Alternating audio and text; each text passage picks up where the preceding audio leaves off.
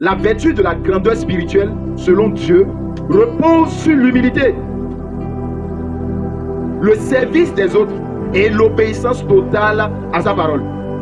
Contrairement aux critères du monde qui valorisent le pouvoir et la visibilité, Dieu élève ceux qui s'abaissent. Je dis bien, Dieu élève ceux qui s'abaissent. C'est l'un des principes du royaume que Dieu, par Jésus-Christ, a enseigné à ses apôtres. Parce que les apôtres sont venus dire, qui sera le plus grand? Jésus lui dit, le plus grand. Le plus grand vous voulez? Le plus grand vous voulez? Ils disent oui. Le plus grand, c'est celui-là qui sera l'esclave des autres.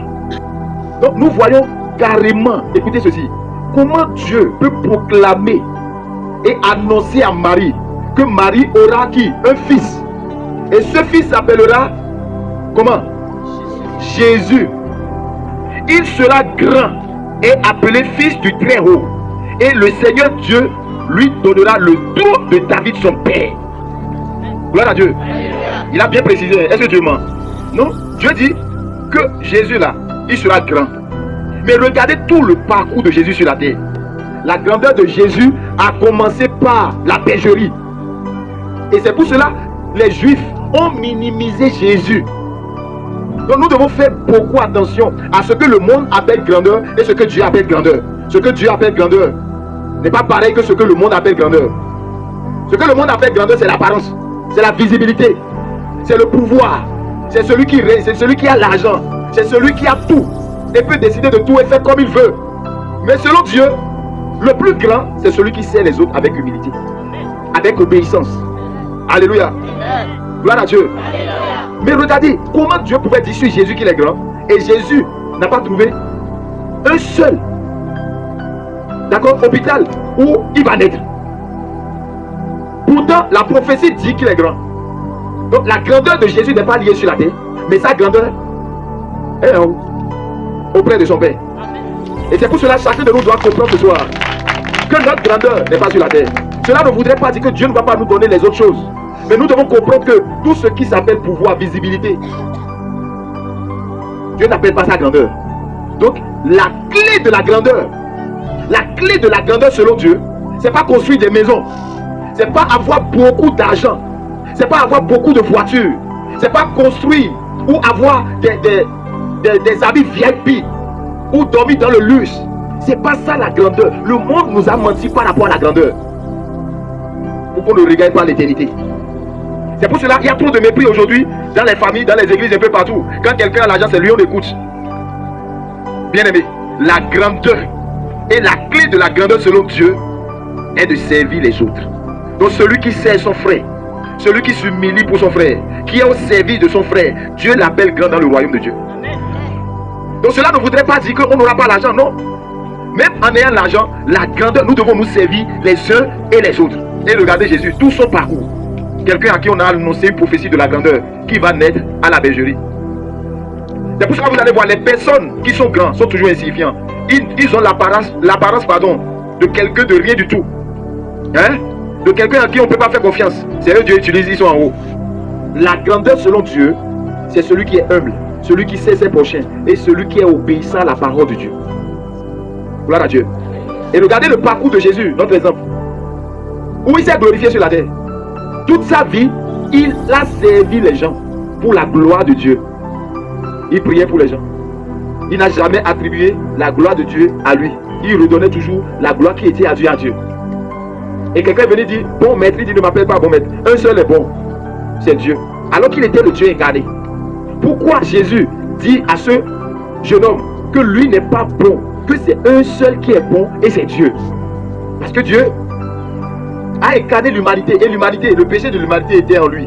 Donc il ne pouvait pas proclamer la bonté de Dieu. C'est pourquoi il a dit non, un seul est bon. Quelle humilité. Gloire à Dieu. Nous croyons qu'en cherchant des positions dans les églises, là on est grand. Ta grandeur n'est pas liée à la gloire divine que tu donnes. Non, je suis désolé. Ta grandeur n'est pas liée, d'accord, aux prémices, à tout ce que tu fais. Ou bien la construction de l'église, c'est toi qui as financé près de milliards. Et tu t'enorgueillis et tu dis oui, je suis grand. Tu n'es pas grand, tu es petit selon Dieu. Et celui qui vient servir Dieu, balayer tout avec humilité. Dieu, comparativement à toi qui est venu donner une dîme de 20 millions là. Dieu dit toi tu es petit. Parce que l'état de ton cœur prouve que tu as confiance en ton argent. Oh, Dieu n'est pas flatté par l'argent. Alléluia. Dieu n'est pas influencé par notre argent. Non, Dieu dira que, ah, regarde ce qui est petit là. Lui qui vient servir tout le temps avec un seul cœur, lui il est grand. Parce qu'il est au service de tout le monde. C'est pour cela que nous devons comprendre que le don que Dieu a mis en nous, si ce don n'est pas au service des autres, Dieu ne nous appellera jamais grand dans le royaume de Dieu. L'esprit de la grandeur en chacun de nous. Mais pourquoi cet esprit de grandeur ne se manifeste pas? L'orgueil tue cela. Gloire à Dieu. L'orgueil tue cela.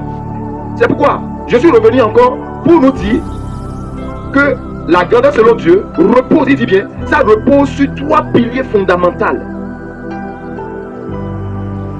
3 piliers fondamentaux, pardon. Alléluia. Sur l'humilité, le service et l'obéissance. Et je crois que je nous ai enseigné sur la vertu de l'humilité, la vertu de l'obéissance et la vertu du service. Sans ça, tu n'es pas grand. Le monde, lui, c'est le pouvoir, l'argent et la dictature. Ah, lui, il est grand. Et on le craint. Devant Dieu, là, il n'est pas grand. Parce qu'il y a la grandeur selon le monde des ténèbres et la grandeur selon le royaume de Dieu. Nous voulons quelle grandeur? Gloire à Dieu. Or, celui qui est grand reconnaît que tout ce qu'il a ne vient pas de lui. Ça vient de qui? De Dieu. Si nous sommes humbles, parce que la vertu de l'humilité consiste à reconnaître que nous n'avons... pardon, excusez-moi. La vertu de l'humilité consiste à reconnaître que nous avons tout reçu de Dieu. Qu'est-ce que tu n'as pas reçu de Dieu? Lève les mains ce soir. Gloire à Dieu. Qu'est-ce que tu n'as pas reçu de Dieu? Ça nous amène à reconnaître que nous avons tout reçu de Dieu et plaçons notre pleine dépendance en lui. Quand quelqu'un reconnaît que tout ce qu'il a là, la beauté physique, la démarche, la sagesse, l'intelligence, que ça ne vient pas de lui, même si ce diplôme ne vient pas de lui, tu vas le voir au sommet. Parce que Dieu élève ceux qui s'abaissent et il résiste aux orgueilleux. L'orgueilleux, c'est celui qui prétend avoir tout de lui-même. C'est pourquoi Satan a été chuté. Donc nous devons cesser d'être orgueilleux et être remplis d'humilité. Et l'humilité fera que Dieu va nous positionner au sommet, là où l'ennemi ne peut pas nous atteindre. Est-ce que nous sommes humbles? Gloire à Dieu. Alors, nous devons nous servir les uns les autres. Aujourd'hui, regarde, beaucoup de personnes ne veulent plus servir leur prochain parce que selon eux, servir le prochain, c'est trop s'humilier, c'est trop être méprisé. Gloire à Dieu. Or, sans ces 3 vertus, il n'y a pas la grandeur. Et j'ajoute cela, et le 4e qui s'appelle la communion intime avec Dieu. La communion intime cherche la profondeur avec Dieu et non la position. Beaucoup d'entre nous recherchons la position. Vous savez tout pourquoi? À cause de cette nature adamique qui nous écarte. La nature pécheresse. Que le Seigneur nous aide. Gloire à Dieu. Beaucoup s'attachent à la folie de la grandeur plutôt qu'à l'esprit de la grandeur. L'esprit de la grandeur. Hein? Quand l'esprit de la grandeur t'anime, tu es humble, tu es obéissant et tu sers loyalement. Mais la folie de la grandeur veut tout avoir pour lui. Veut la visibilité. Papa, c'est moi ou rien. Sans moi, personne ne peut rien faire. Frère, ça c'est la folie de la grandeur. Et la folie de la grandeur va t'amener à tomber dans les mains de Satan. Va t'amener à faire des choses que tu ne peux même pas faire et retourner en arrière. Parce que tu veux être vu par tout le monde. Tu veux exister. Tu veux qu'on dise que c'est toi. La jalousie va rentrer dedans. Le mépris va rentrer dedans. Tu vas te voir supérieur aux autres et que c'est toi seul qui sait faire. Frère, si le sou de vie quitte sur toi là, tu peux faire quoi?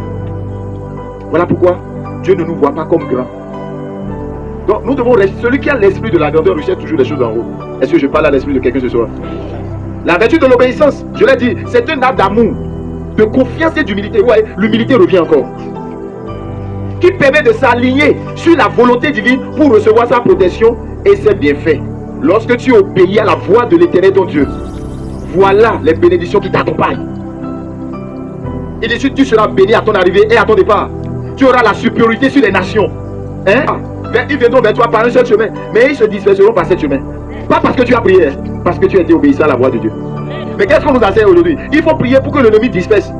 Les désobéissants et les obéissants tous ensemble sont en train de prier. Dieu va exaucer qui? Les obéissants. Sans la pratiquer l'obéissance à la parole de Dieu, il n'y a aucune prière de combat que tu peux réussir à avoir dans le monde de l'esprit. Parce que les démons te voient, ils savent que tu es désobéissant. Et c'est avec cette désobéissance ils vont t'accuser devant le trône de grâce. Et Dieu ne peut rien faire. C'est là que je dois revenir pour vous enseigner les capacités de défense à certains combats. Dieu devient incapable quand nous sommes désobéissants. Quelqu'un me comprend? Donc la grandeur selon Dieu, c'est pas construire beaucoup de maisons, c'est pas avoir beaucoup d'argent dans le compte en banque. Frère, c'est pas ça la grandeur. La grandeur repose sur l'humilité. Quand même tu as l'argent en compte en banque, personne ne connaît. Tu partages avec tout le monde. Alléluia. Mais est-ce que nous avons cet esprit de grandeur ce soir? Non, ça a disparu. Ce qui est installé, c'est la division, c'est la concurrence, c'est la compétitivité. Moi, mon don est plus efficace que l'autre. Or, nous sommes tous membres du corps du Christ. Et puisque nous sommes membres du corps du Christ, je vous ai dit hier, ou bien avant-hier, la main ne peut pas dire au pied, j'ai pas besoin de toi. Ni l'oreille au nez qui n'a pas besoin de lui. Si le nez ne sent pas bien le goût, l'odeur, pardon, la bouche peut manger. Si les yeux ne suspectent pas l'endroit où l'anus va aller déposer les déchets là, est-ce que ça peut marcher? Mais pourquoi nous, en tant qu'humains, nous ne voulons pas comprendre le mystère et la sagesse infiniment variée de Dieu dans toute sa création? Tu as un esprit de grandeur. Chacun de nous est né avec la grandeur en lui. Ne jalouse personne. Cultive l'humilité, cultive l'obéissance, cultive le service, et tu verras ta grandeur s'épanouir, s'élever pour la gloire de Dieu. Que personne ne vous mente. Peu importe la famille dans laquelle tu sors, tu es né grand, tu mourras grand. Tu n'as jamais été pauvre. Non. Personne n'est né pauvre. Personne n'est né pauvre. Gloire à Dieu. Pourquoi? Parce que avant que tu ne viennes sur terre, Dieu t'a doté de certaines capacités. Dieu t'a doté de certaines richesses. Et c'est lié, c'est-à-dire que c'est dans ton sang. Et puisqu'on ne pouvait pas amener maison, voiture et sortir du ventre de notre maman, Dieu a tout enregistré dans le sang. C'est pourquoi tu es riche. Ne te vois pas pauvre. Même si les auteurs de ta famille te disent que tu es vaut rien là, regarde à la grandeur de Dieu qui est en toi. Tu as une partie de Dieu sur la terre. Tu n'es pas un moins que rien. Tu n'es pas un vaut rien. C'est juste le temps pour que la grandeur de Dieu se révèle au travers de toi par l'humilité, le service et l'obéissance. Alléluia. Nous devons faire vraiment la différence entre le royaume auquel nous appartenons et le monde. Le monde lui juge au travers des apparences, au travers des compétences. Mais Dieu ne juge pas selon les compétences. Si Dieu jugeait selon les compétences, quel diplôme Abraham a? Il est devenu riche. Quel diplôme Isaac a? Et il est devenu le plus fort riche. Quel diplôme Salomon a? Et Dieu dit de Salomon que personne ne sera riche comme Salomon avant et après. Jusqu'à l'éternité. Il avait quel diplôme? Ah non? Frère, il y a des diplômes en Christ. Et les moyens d'acheter ces diplômes-là, c'est la vertu de Dieu. L'obéissance, c'est la monnaie que tu peux utiliser pour acheter la protection chez Dieu. Quelqu'un me comprend? L'humilité, c'est reconnaître que l'autre là n'est pas plus grand que moi. C'est reconnaître les talents que Dieu t'a donnés et que ce que tu as là ne vient pas de toi-même. Si ça venait de toi-même, tu t'es créé toi-même. Or, personne n'est créé lui-même. Seul Dieu est l'incréé. Seul Dieu est l'incréé. Est-ce que tu obéis réellement à la voix de l'Éternel ton Dieu? Regardez comment nous vivons des autres. Est-ce que nous obéissons à la volonté souveraine de Dieu? Et le troisième pilier, qui est la vertu du service selon Dieu, repose toujours sur l'amour et l'humilité. Vous voyez? Les trois vertus là, on parle de l'humilité, on parle de l'amour. Le service repose sur l'amour, l'humilité et la joie. Ce n'est pas une obligation lourde, mais un don de soi désintéressé, inspiré par l'exemple de Jésus-Christ, pour bénir son prochain. Regardez comment le service de Dieu, nous le prenons. Nous prenons le service de Dieu comme une contrainte, comme on nous a forcé. C'est pourquoi on est maudit. Exode chapitre 23, le verset 25. Vous servirez l'Éternel et il bénira vos pères. Il n'a jamais dit vous adorerez le Seigneur et il va vous bénir. Hein? Servir l'Éternel, c'est quoi? Lorsque tu es au service de ton prochain, tu es en train de servir Dieu. Je dis, regarde comment on est orgueilleux. Lui, petit comme ça, va me commander. Hein, qui travaille? Il est qui pour me parler? Là, on amène nos âges, nos diplômes, nos rangs sociaux dans la maison de Dieu. Or, devant le trône de grâce, nul ne peut se justifier. Si tu es politicien, reste là-bas avec ton habit de politicien. Dans la maison de Dieu, il n'y a pas à faire de politicien. Il n'y a pas à faire de je suis professeur. Il n'y a pas à faire de je suis grand. On vient devant le trône de grâce avec notre justification. Personne ne peut venir devant Dieu avec sa propre justification. On vient tous dans la maison de Dieu en reconnaissant que nous sommes enfants. Tout vient de Dieu. Et on s'humilie, on se prosterne, on roule par terre. Seigneur, sans toi, nous ne pouvons rien. Oh Seigneur, aide-moi. Ta miséricorde. Sans toi, je ne peux rien. Tu as admis de tel cœur. Tu as admis de tel cœur. Gloire à Dieu. La grandeur de Dieu se définit comme une souveraineté absolue, une puissance créatrice illimitée et un amour infini. Personne ne peut sonder la grandeur de Dieu. L'immensité de sa grandeur est énorme. Et nous sommes une partie de la grandeur de Dieu, frère. Donc ne permets pas à des situations, à des moments d'épreuve pour un nouveau escalier te dire que tu es faible, tu es vaurien, que tu es petit. Tu n'es pas petit. Voilà pourquoi l'ange est venu devant Gédéon. Gédéon dit, je suis le plus petit de Manassé. Il dit, mais qui t'a dit que tu es le plus petit? Qui t'a dit que tu es petit? Tu es un vaillant héros. Depuis le ciel là-bas là. On a écrit sur ton esprit que tu es un vaillant héros et tu es venu sur la terre. Pourquoi tu es en train de dire que tu es un petit? Amen. Parce que l'ennemi est plus nombreux que toi. Non. La Bible déclare que celui qui est en nous, il est en nous. Pas nous en lui. C'est lui qui est en nous. La grandeur de Dieu en nous. Et pour la valoriser devant les combats, l'humilité doit prôner l'obéissance à sa parole et le service pour Dieu. Comment nous servons Dieu? Avec négligence. Comment nous servons Dieu quand notre intérêt est en jeu? Comment nous servons Dieu quand il n'y a pas d'épreuve et tout est bon? Dans les bons et les mauvais moments, le service de Dieu doit être avec une joie. Je ne dois pas servir Dieu en regardant l'autre, parce qu'on n'a pas le même contrat. Lui sait, le Dieu qui sait. Moi je sais comment Dieu m'a rencontré, comment il m'a sauvé. Je connais de là où il m'a fait sortir. Donc lui ne connaît pas, donc on ne peut pas s'égaler. Tu es né dans la pauvreté, mais ce n'est pas permis de mourir dans la pauvreté. Mais non. Les gens veulent devenir riches, veulent devenir grands selon le monde et non selon Dieu. Regardez le parcours de Jésus. Partout il servait, on l'insultait, on le calomniait, on crachait sur lui. Le monde appelle ce qui est bon mauvais. Oh, il ne guérit pas Belzéboul. Est-ce qu'il s'est soucié d'eux? Non, il ne s'est pas soucié d'eux. Quelqu'un est là pour m'écouter ce soir. Gloire à Dieu. Matthieu chapitre 5, le verset 5. Heureux les débonnaires, car ils hériteront la terre. Les débonnaires, c'est ceux qui sont doux. C'est eux qui vont hériter la terre. Mais les débonnaires ne vont pas hériter le ciel, parce que c'est les violents qui s'en apparent. Pour le ciel, c'est les violents qui vont hériter la terre et le ciel. Mais sur la terre, il dit les débonnaires, ceux qui sont doux, patients. C'est eux qui vont hériter la terre. Matthieu 18, verset 4. C'est pourquoi quiconque se rendra humble comme ce petit enfant sera le plus grand dans le royaume des cieux. Vous voyez que les critères de Dieu et celui du monde ne sont pas pareils. Maintenant, pourquoi nous nous conformons au siècle présent? Comme une de mes filles m'a demandé, comment on peut faire pour bien voir? Tu dois te déconnecter du monde. Tu es ta chair. Alors là, tu verras clairement les bonnes visions et non des fausses visions. Des visions claires sur ta personne pour réussir. Des visions sur la volonté parfaite et souveraine de Dieu. Nous voulons voir pourquoi. Pour protéger notre foi et ne pas quitter le chemin. Alléluia. Quelqu'un me suit? Est-ce que l'humilité est là? Est-ce que nous la cultivons? Nous devons cultiver l'humilité. Sans ça, bien-aimé, je suis vraiment désolé. Ça ne marchera pas. Gloire à Dieu. Marc chapitre 10, le verset 43 à 44. Il n'en est pas de même au milieu de vous. Mais quiconque veut être grand parmi vous, qu'il soit votre serviteur. Esclave de tous. Est-ce qu'on pratique ça maintenant? Non et non.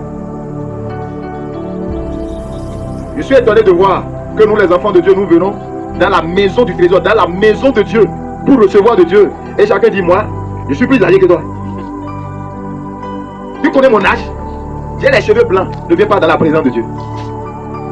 Tu veux être premier, sois esclave de tout le monde. L'esclavage ici ne voudra pas dire et quelqu'un qu'on néglige, quelqu'un qu'on piétine. Non. C'est-à-dire tu sais ton prochain avec joie, avec humilité, en sachant que ce n'est pas ton frère que tu es en train de servir, mais c'est le Dieu qui l'a créé à son image que tu sais. C'est-à-dire tu sais Dieu au travers de quelqu'un. Je sais Dieu au travers d'un frère. Tout ce que nous faisons ici, c'est le service de Dieu. Et comment nous faisons ce service-là? Est-ce que nous faisons ce service avec amour, avec humilité? Beaucoup d'entre nous, nous servons Dieu avec notre esprit familier, avec orgueil, avec prétention. Que le Seigneur nous aide. C'est pourquoi nous ne voyons pas de réponse et de récompense. Au dernier jour, Dieu nous dira, je ne vous connais pas, car vous ne m'avez jamais servi. Vous vous êtes servi vous-même et vous avez servi votre ventre. Pourquoi? Parce qu'à cause du temps que je vous ai donné, l'orgueil est rentré dedans. Alléluia. J'ai reçu la fois passée 20 €. Le Seigneur est grand. Je viens du voyage. 25 personnes ont reçu Jésus. Gloire à Dieu. Quand l'onction était sur moi, tout le monde est tombé. La gloire de Dieu s'est réveillée. La gloire de Dieu s'est réveillée. La gloire de Dieu, c'est de bâtir les gens à être humbles et rentrer dans le paradis. Si tu es tombé sous l'onction et après, quand tu t'es relevé, qu'est-ce qui a changé? Tu es devenu la même personne, orgueilleuse, ou l'humilité t'a rempli, ou les vertus de Dieu t'a rempli. Et là, il faut se poser beaucoup de questions. Donc, la grandeur, selon Dieu, ne résiste pas dans la capacité de délivrer beaucoup de personnes. Je ne dis pas que la délivrance n'est pas une mauvaise chose, non. Frère, la grandeur, selon Dieu, là, c'est un serviteur de Dieu qui est capable de s'humilier, de servir tout le monde sans esprit de parti pris, sans prétention. C'est pourquoi je vous ai dit ici, ne me mettez pas entre l'enclume et le marteau. Celui que vous prétendez qu'il est mauvais là, Jésus est mort pour lui. J'ai besoin de rester avec lui. Celui que vous prétendez qu'il est faible, qu'il ne fait pas et qu'il sent mauvais là, je suis obligé de rester avec lui parce que Jésus est mort pour la personne. Et chacun de nous a son rythme pour grandir. Chacun a son rythme pour comprendre les choses du royaume. Vous n'êtes pas là pour me dire ce que je dois faire. Vous êtes là pour que je vous dise ce que le Seigneur veut que nous tous nous fassions.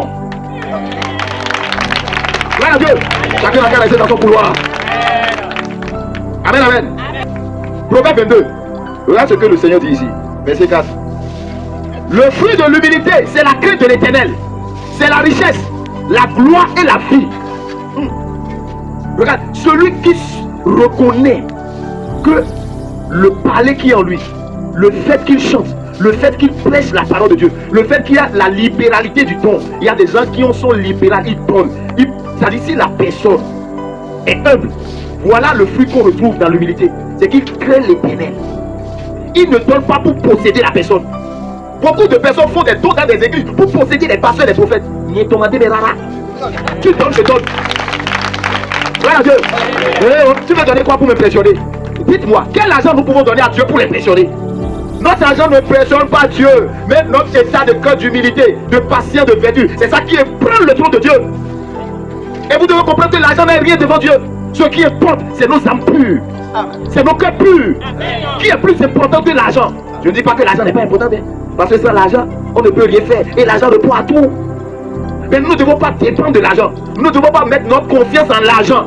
Nous ne devons pas adorer l'argent. Mais nous devons aimer l'argent dans la simplicité, frère. Celui qui n'aime pas l'argent n'est pas humain. Gloire à Dieu. Et il dit le fruit de l'humilité, c'est la crainte de l'Éternel. Donc celui qui crée l'Éternel, la sagesse de Dieu commence par lui. La sagesse de Dieu commence par l'enseigner. Tu ne peux jamais avoir la sagesse sans la crainte. Et c'est l'humilité qui te conduit à avoir la crainte de l'Éternel. Tout ce qui est de Dieu là, tu crains, tu respectes. Parce que les choses de Dieu sont sacrées. Qu'est-ce que Dieu te demande? Dans le mariage, qu'est-ce que Dieu te demande? Recherche un homme, une femme qui craint Dieu. Et non un homme qui a l'argent. Un homme qui est beau de figure. Façon dont il est beau comme Lucifer là. Maria deviendra enfer pour toi. Et nos parents aujourd'hui là, faisons attention. C'est pas parce que nous souffrons beaucoup que nous allons imposer à nos enfants filles d'aller rechercher un garçon mignon qui a tout. C'est en fait tu prépares pour elle. Sois prêt à aller à la maison tous les jours pour faire réunion. Gloire à Dieu. Il dit que l'humilité c'est la richesse. Est-ce que cette richesse est comparable à la richesse de la terre?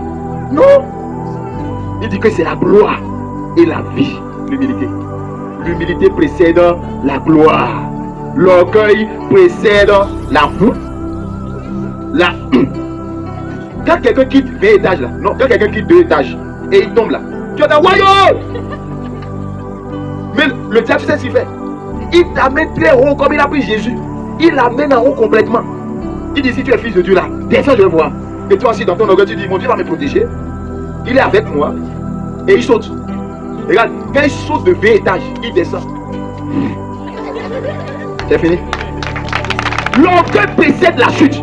C'est pourquoi avant de faire quoi que ce soit, il faut poser les bases de fondement spirituel. Ne fais jamais quelque chose sans Dieu. Un mariage qui a été fait sans Dieu va précéder. C'est l'orgueil. La chute vient venir. Un commerce sans Dieu, chute.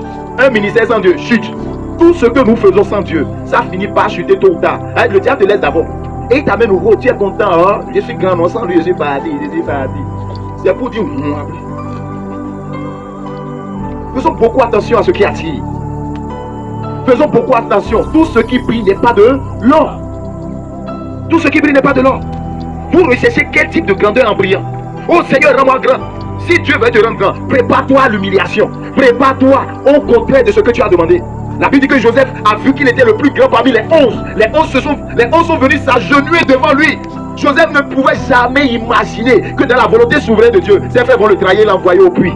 La grandeur de Joseph a commencé par le puits.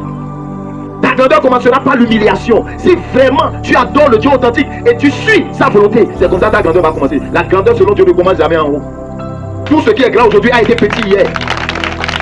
Tout ce qui a été grand aujourd'hui a été petit hier. La même preuve, avant que le maïs ne soit maïs là, le grain de maïs est allé où? Au fond de la terre. Il a pourri. Et après il s'est levé pour donner 100 000. C'est comme ça le principe de Dieu. Les gens veulent guérir, les gens veulent réussir, ils veulent venir. Vous allez voir les prophètes fabricateurs. Moi je ne suis pas dedans. Je suis le processus. Donc si tu es fatigué de suivre le processus selon Dieu, selon le principe de Dieu, va te trouver le prophète qui va te faire grandir hasardement. Avec moi, il n'y a pas de hasard. Puisque moi-même, je ne suis pas venu ici au hasard. Si c'était le hasard, il y a longtemps, tu t'es déjà marié ici. Déjà, plus comme ça, tu vois, il y a. Hey. Façon dont c'est venu, il y a. C'est comme ça, ça va se sortir, il y a. Mais tout ce que tu n'as pas souffert pour avoir, tu le perds facilement. Ouais, les personnes à qui ils ont laissé l'héritage, voyez comment ils se comportent. Si leur papa s'était comporté comme ça pour laisser l'héritage là, eux ils vont se comporter comme ça. Et du vivant du papa même là, il prie que le papa meurt. Dès que le papa meurt en même temps là, il plaît, moi c'est à moi, ça leur appartient. Oh, moi je dois prendre ci. Pourquoi vous savez? Parce que le diable les a aveuglés sur l'esprit de grandeur qui est en lui. Le diable les a aveuglés sur le talent que Dieu les a donné, frère. Je dis, tu n'as pas besoin de l'héritage de tes parents pour que Dieu t'élève. Parce qu'en venant sur la terre, Dieu a inscrit la grandeur et la richesse en toi. C'est de convoiter l'héritage de ton papa et de ta maman. Et en priant paresseux, il y a quelque chose en toi. Lève-toi, viens dans la présence, humilie-toi, obéis à la parole. C'est Dieu et ta grandeur va se révéler. Oh. Si vous vous focalisez sur la richesse de vos parents, la sorcellerie ne va jamais vous abandonner. Parce que la sorcellerie aime ça. Écoute bien, ma fille, elle me connaît déjà. J'ai déjà commencé. Il n'y a rien qu'elle veut hériter de moi. Si ce n'est la parole de Dieu. Comment prier, comment chercher pour lui-même, pour elle-même. Alléluia. Parce qu'en venant, elle a toutes les richesses du monde. Elle n'a rien à comparer et envier à ce que je vais laisser. Nous devons changer de mentalité, bien-aimés. Oh, je suis en train de chercher l'argent. Je vais construire parcelle pour mes enfants. Construire parcelle là, après ta mort là, ils vont s'entretuer. Ils vont s'entretuer. Maintenant, après mon départ, si ma famille se disloque, où sera la continuité? Parce qu'ils n'ont pas respecté le principe de Dieu. Que cela ne soit pas ainsi pour nous. Alléluia. Inscris dans la tête de ton enfant qu'il est grand. Et la grandeur n'est pas selon le monde, mais selon Dieu. Apprends l'enfant d'être serviable dès maintenant. Apprends l'enfant d'être humble. Et tu vas voir, l'étoile qui est le ciel va briller. Et aucune sorcellerie ne peut attaquer son avenir. Dès que nous avons 7 piliers, frère, l'enfant est sécurisé. Laisse-moi te donner un témoignage de quelqu'un qui s'appelle David. Avant de devenir roi, la Bible dit que David était au service de son père. Il faisait paître les troupeaux de son père. Et quand l'onction est venu dans la maison, l'onction a cherché Eliab. Il était de grande taille. Il dit non, l'onction dit, moi je ne veux pas les personnes de grande taille. Ils sont dans la main, moi je ne cherche pas ceux-là. L'onction recherche ceux qui sont au service. Est-ce que tu es au service de Dieu? Est-ce que tu es rempli d'humilité? Est-ce que tu es rempli d'obéissance? Est-ce que nous sommes remplis d'obéissance? Toujours pas le service à la maison. Voilà pourquoi je vous ai dit ici, si vos enfants, vous ne les apprenez pas à faire des assiettes, à dresser le lit pendant qu'ils sont avec vous, c'est pas quand ils vont rentrer dans l'entreprise et sortir de vous, détacher de vous, qui seront grands. La grandeur commence à partir de la maison. La grandeur commence à partir de 5 ans. Donnez de bons fondements à vos enfants. Alléluia. Et la Bible dit que David était au service de son père. Il faisait perdre les troupeaux, lui seul. Il était dans la brousse. Il avait le courage. Le père l'a abandonné là-bas. Il n'a pas dit, oh, c'est mon enfant, les loups vont le manger là-bas. Des parents qui sont attachés à leurs enfants comme si Dieu n'existait plus. Toi, tu peux veiller sur ton enfant plus que Dieu. Tu peux veiller sur ton enfant plus que Dieu. Celui qui veille, veille en vain si Dieu ne veille pas. Gloire à Dieu. Ne prenons pas la place de Dieu. Ne prenons pas la place de Dieu, bien-aimé. Et la Bible dit que David était tranquillement dans le champ. Il était au service de Dieu. Tu reconnais des personnes qui sont grands à travers leur loyauté, à travers leur service. C'est pourquoi un enfant qui ne sait pas servir son papa et sa maman là, mariage sera compliqué. Après, c'est pour venir nous dire que c'est un démon de célibat. Oh, le démon de célibat a commencé par la désobéissance à la maison. Voilà Dieu. L'étoile a été attaquée à partir de la maison. Et David servait Dieu à travers son père. Il faisait perdre les troupeaux. Les grands là, ils allaient, c'est eux qui disaient oui, nous voulons aller en armée. Nous voulons aller être soldats. David était là-bas. Il servait Dieu. L'onction l'a localisé. Quand l'onction l'a localisé, regardez, de la pousse, il a reçu l'onction royale. L'onction royale, pourquoi? Parce qu'il était au service, rempli d'humilité. La grandeur de Dieu était en David. Et cette grandeur a été révélée au travers le service qu'il avait auprès de son père. Vous devez comprendre les choses du royaume. Le royaume de Dieu n'est pas comme celui du monde. Non. Le monde apprend la concurrence. Le monde apprend à l'autre enfant, tu dois être plus fort que l'autre. Mais le Seigneur, non. L'humilité précède la gloire. L'enfant que vous méprisez devient le plus fort dans la famille. Amen. Donc si tu te fais rejeter, tu es le bienvenu dans la maison de Dieu. Si tu te fais rejeter, laisse-moi te dire que tu es le plus grand de la famille. Amen. Donc ne prends pas ça comme un sujet de tristesse, frère. Ne prends pas ça comme attaque. Dis-toi que c'est une révélation. C'est parce que je suis grand qu'on me méprise. C'est parce que je suis grand qu'on me rejette. C'est parce que je suis grand. Et un jour, 2 jours à l'autre, si tu t'attaches à Dieu, cette grandeur va se révéler. Amen. Alléluia. Tu n'as besoin de personne pour réussir. La seule personne dont tu as besoin, c'est le Saint-Esprit et Dieu seul. Si tu peux te connecter à l'Esprit de Dieu, frère, je dis tu seras grand. Et la Bible dit que l'ange Gabriel a dit à Marie, ton fils sera grand. Et viens poser la question à Marie. Marie a pleuré jusqu'à ce que... Il dit, Seigneur, mais tu m'as pourtant dit que mon fils sera grand. Si Marie n'avait pas eu la révélation de qui était Jésus, Marie allait interrompre par l'instinct maternel le processus et la guérison de l'humanité. Elle ne pouvait pas supporter de voir Jésus dans la passion du Christ être bastonné. C'est parce qu'elle a eu la révélation de qui était Jésus. Est-ce que tu as la révélation de ton enfant? Gloire à Dieu. Oh, elle est encore petite. Hein. Ne la dérangez pas. Elle ne peut pas faire quelque chose. Tu es en train de lui apprendre l'échec. Son échec est là. Hein. À partir de 5 ans que l'enfant commence à travailler, il ne faut pas avoir pitié. Parce qu'à tout moment, Dieu peut t'appeler. Je dis bien, à tout moment. Dieu peut t'appeler. Et la Bible dit que l'onction est venu localiser David. Dans le champ, hein, l'onction attire la grandeur. Active la grandeur de Dieu, frère. Et quand David est devenu, a reçu l'onction royale, c'est fini. Regarde, il a démontré. Ses frères étaient là, ils ont tous eu peur de Goliath. Et quand David est venu, il dit, qui c'est quoi encore ici? Tu viens te faire du renom? Il dit non, soyez tranquille. Qui est ce circoncis qui tient tête à l'armée d'Israël? On dit que c'est ce Philistin là. Il va vers le roi et dit, roi, permets-moi d'aller l'affronter.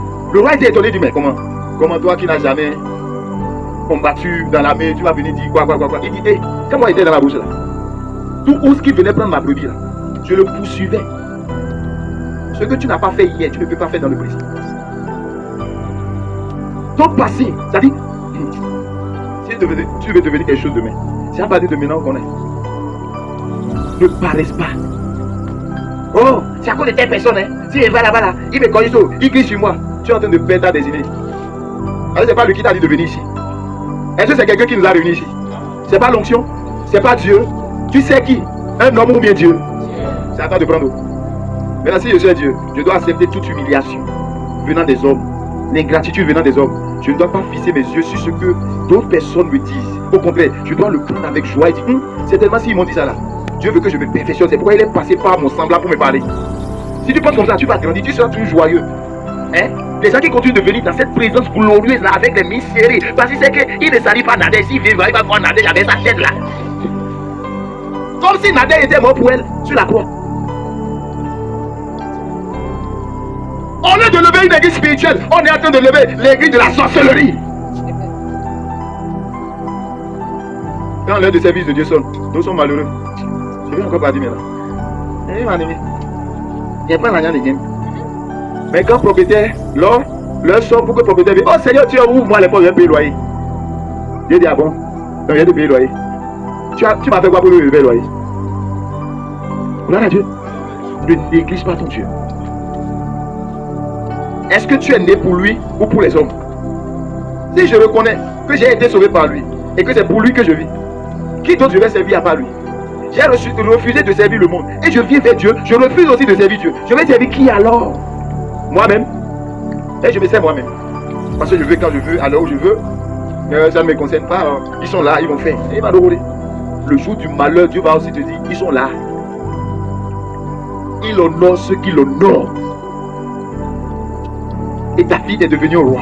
Regardez, avant même de prendre la royauté, ça a été facile. Ça n'a pas été facile pour David. Près de 14-15 ans, je crois, de combat acharné. Avant qu'il ne s'asseye sur le trône que Dieu l'a promis là. Ça n'a pas été facile. Et regardez Jésus aussi. En toute humilité, il obéissait jusqu'à la mort de la croix. Avant qu'il ne dise, après sa résurrection, dans Jean chapitre 17, il dit, Père, maintenant là, la gloire que j'avais auprès de toi là, tu peux me le retourner maintenant. C'est pas n'importe qui dit ça. Il a combattu le bon combat. Que Dieu te donne cette grâce ce soir. Quelqu'un me suit? Je vais réveiller l'esprit de grandeur en toi. Ah oui, ça sommeille. Ça doit se réveiller. Pas les actes d'amour, pas les actes d'obéissance, pas les actes d'humilité. Tu ne sais personne. Tu sais Dieu. C'est quoi? Quand quelqu'un te blesse là, ça doit te dire. Si tu continues de prendre les offenses des gens comme quelque chose de oui, il m'a blessé, tu es un bébé, tu n'es même pas encore sur la voie du salut. Voilà à Dieu. Celui qui t'a blessé là, c'est lui qui est mort pour toi. Il est mort pour toi. Il n'est pas mort pour toi. Donc Dieu peut permettre que ton frère te secoue pour voir ton intégrité avec Dieu, pour voir ta fermeté, pour voir quel degré d'amour tu as pour supporter, pardonner, continuer le chemin. Éphésiens chapitre 4, le verset 2. En toute humilité et douceur, avec patience, vous supportant les uns les autres avec charité. Est-ce qu'on se supporte les uns les autres? Regarde comment le ventre supporte notre bêtise qu'on envoie dans le ventre là. Regarde comment nos corps, nos intestins supportent. Le bras supporte le pied supporte le ventre, la hanche, tout. Ils se supportent les uns les autres, c'est pourquoi ils sont le corps. Mais là, quand toi tu vois danger, c'est ton frère. Là, tu mon bois coup. Même en colère, quoi, si. Oh, j'ai vu dans la vision, le malheur va s'abattre sur toi. Et comme il a vu que le malheur va s'abattre sur son frère, Dieu l'a donné révélation. La personne commence par devenir son ennemi. Il ne va plus dans son sillage. Parce que selon lui, c'est une mauvaise personne. C'est une personne de mauvaise vie. La grâce que tu as reçue, cette vision-là sur la personne, ça vient de toi-même. Oh, il ne savait pas que c'était pour lui-même. Hein. La vision que tu vois sur l'autre là, prie pour toi d'abord cette fois avant d'aller annoncer. Quel Dieu vous a prêché? Le Dieu de désordre? Non, mon Dieu n'est pas un Dieu de désordre. C'est un Dieu d'harmonie et d'unité. C'est un Dieu qui rassemble et qui ne disperse pas. C'est un Dieu qui supporte les erreurs, les passés, c'est-à-dire les erreurs, les bêtises, les faiblesses des uns des autres. Et je suis appelé aussi à supporter. Vous aussi de même, faites-le de même. L'esprit de grandeur nous incarne. Et nous devons manifester la grandeur du royaume sur la terre. Et Dieu compte sur toi et moi pour manifester cette grandeur dans l'humilité, dans l'obéissance et dans le service. Je le fais parce que je suis en joie. Dieu m'a convaincu. Pas parce que quelqu'un me contraint à le faire. Quand quelqu'un me contraint à faire quelque chose de Dieu, je ne reçois plus la bénédiction. Il y a des gens, Dieu leur parle. Il dit non, je ne vais pas faire. Et si je fais maintenant, les gens vont dire, les gens vont dire, les gens vont dire. Les gens vont dire. C'est ça qui retarde nos bénédictions. Tu as la voix, on dit de chanter. Non, dans la chorale là, c'est les pareils. Je ne peux pas faire. Je ne peux pas faire. Garde ton don, garde ça. Dans la tombe là, tu vas chanter, on va voir. Viens voir pour qui tu vas chanter dans la tombe. Garde ton argent, ça va pourrir. La terre là où ils vont les manger. Quand tu vas partir là, c'est une autre personne qui vient prendre ton argent. Tu as refusé de donner pour qu'on construise. Tu as refusé de donner pour qu'on assise les veuves et les orphelins. Garde ton argent. Garde ton argent. Mais pas. Tu n'as pas besoin de ton argent. Tu n'as pas besoin de ton argent. Tu viens à l'église avec une pièce de 100 francs et les 10 000 sont à la maison. Et tu dis tu aimes Dieu. Et tu sors, tu achètes 15 casiers de biens. Oh, les gens sont venus, il faut les honorer. Hypocrite. Éphésiens chapitre 2, le verset 3. Rendez ma joie parfaite, ayant un même sentiment, un même amour, une même âme et une même pensée. C'est ça l'unité spirituelle. Il dit rendez ma joie parfaite. L'Esprit de Dieu dit que nous devons rendre sa joie parfaite. C'est ce que l'apôtre Paul disait aux Philippiens. Rendez ma joie parfaite. Ayons une même âme, une même pensée, un même sentiment et un même amour. Nous ne pourrons jamais avoir cette unité, un même sentiment, tout, si notre esprit n'est pas un avec l'Esprit de Dieu. C'est en cela que la sorcellerie va vous fuir à distance. Alléluia. Et il dit, ne faites rien par esprit de parti ou de vaine gloire, mais que l'humilité vous fasse regarder les uns, les autres comme étant au-dessus de vous. Que chacun de vous, au lieu de considérer ses propres intérêts, considère aussi les intérêts des autres. C'est ça l'esprit de grandeur. Je suis là, je dis non, il faut que Myriam se marie. Et là, il faut que Nadège se marie. Son histoire n'est pas encore finie. C'est ce même sentiment que les intercesseurs doivent avoir. Et non, venez dire, ouais, Bible est assez tôt, vous voulez tuer quelle sorcellerie? Vous voulez tuer sorcellerie? Oh, vos frères sont là, ils sont malades, ils ont besoin de déchets. Oh Seigneur, nous voulons, les gens ont la vie. Et c'est eux qui ont toujours les visions de peur là. Mais les vœux sont parmi nous, ils n'ont pas d'argent. Ils veulent combien pour manger? À peine 500. Ils ont déjà fait ce qu'ils veulent. Oh Seigneur, pour tel sujet de mon frère, nous venons en intercession. Combien de fois on a déjà jeûné et prié pour que le mariage d'Ingrid soit effectif, pour que le mariage de quelqu'un dans la chorale, pour que l'évolution, le don que Dieu a donné à telle personne d'évoluer. Oh, il y a fouille. Tout ce qu'on veut, c'est notre propre intérêt. Oh Seigneur, bénis-moi, aide-moi, bénis-moi, aide-moi. Il y a fouille. Il n'y a rien. Il y a d'oï. Revenons sur terre. Nous devons chercher les intérêts des autres. Oh, si moi je suis rassasié là, c'est bon pour moi. Les autres là, je m'en fous. De telle sorte qu'on est dans la concurrence. Est-ce qu'on cherche l'intérêt de chacun de nous? L'intérêt de mon frère, l'intérêt de mon père spirituel, l'intérêt du royaume, l'intérêt de ma soeur. Peu importe ces conditions, je dois voir quel est son besoin. C'est ça l'esprit de grandeur. Et j'active cet esprit de grandeur parmi nous au nom de Jésus. Ne cherchez pas de vaine gloire, mais que l'humilité fasse regarder les autres comme autant au-dessus de nous. Alléluia. Gloire à Dieu.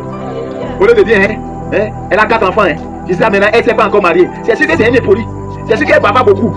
C'est sûr que j'ai appris qu'elle s'est prostituée avec un policier, avec un militaire là-bas. C'est pourquoi son mari l'a chassée. Dans le royaume. Pas de compassion. Tout ce que nous voulons là, c'est guetter l'histoire passée des gens et murmurer. Qu'est-ce qui concerne le passé d'Igri dans le présent? Hein? Qu'est-ce qui concerne son passé dans le présent? Vous voulez ressembler à Christ? On doit chercher les intérêts des uns et des autres. Et cesser de chercher des arguments, des futilités. Regarde, si jamais nous devenons un ici là, Nati va trembler. Et vous allez voir les sorciers, eux-mêmes vont venir demain et dire, hé, vous priez là, je suis fatigué, je ne voyais plus. Donc je suis venu dire, votre Dieu là, je l'adore. Pourquoi? Parce que parmi nous là, quand quelqu'un va descendre, il dira non. Cette montagne là, c'est une montagne de Dieu. Elle m'a transformé. J'ai une bonne famille. Alléluia. Et c'est ce que j'essaie de vous dire. Mais vous me mettez entre le marteau et l'enclume. Je vais choisir qui je vais laisser qui. Je n'ai pas été mandaté pour choisir une personne, une catégorie de personnes. Que tu sois riche ou pauvre là, tout le monde est pour moi. Changeons de mentalité. Changeons de mentalité. Dieu nous aime, nous n'avons pas idée. Dieu cherche un intérêt en nous. Parce que il nous a créé à son image et à sa ressemblance. C'est pourquoi chacun de nous doit reconsidérer sa vie. C'est pas parce que tu n'as pas l'argent dans ton compte bancaire que tu es un vaurien et que tu es un petit. Je dis non à cela. Bien-aimés, ne soyez jamais frustrés dans la maison de Dieu. Ce qui est important dans la maison de Dieu, c'est vos cœurs. Et non l'argent que vous voulez donner. J'entends des lignes, c'est pourquoi je ne peux pas venir adorer Dieu. J'ai pas l'argent. Oh, l'argent que j'ai donné là, c'est insignifiant. Oh, il tolère. Dieu n'a pas besoin de ton argent. C'est toi qui considères que l'argent que tu donnes est petit. Oh, Dieu veut voir la qualité du cœur avec laquelle tu veux donner l'argent. C'est ça qui est important devant Dieu. Et c'est ça que Dieu appelle qui est grand.